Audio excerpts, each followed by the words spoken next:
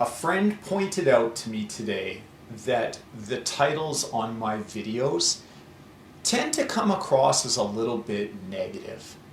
The videos themselves and the messages therein, not so much.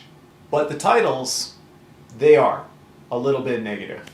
And that's probably hurting my views and my subscription numbers to a degree, which isn't great for the sustainability of this channel. But it's also part of who I am as a person.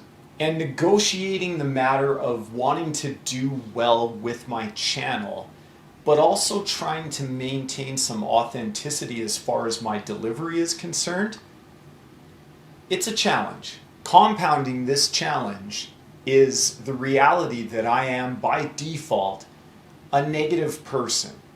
My baseline personality could be described as dour and flat. That seems to be reflected in the titles for my videos. And believe it or not, there's a psychological term, a definition for people like me. It's what's known as dispositional pessimism. Basically, the person has a negative overall outlook on life. That about sums it up. And that's likely what my friend keyed in on in respects to my titles. But, and this is an equally astute observation, the content of my videos tend to be quite empowering or positive. And that's by design.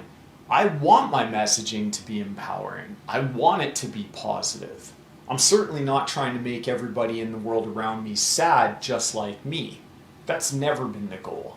I'm trying to create meaningful, useful content that improves quality of life, not erodes it.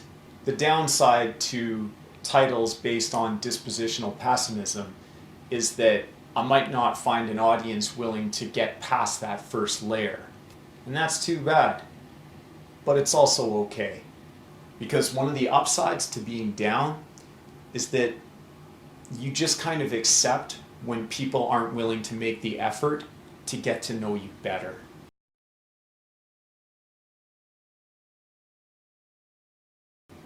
And that's okay.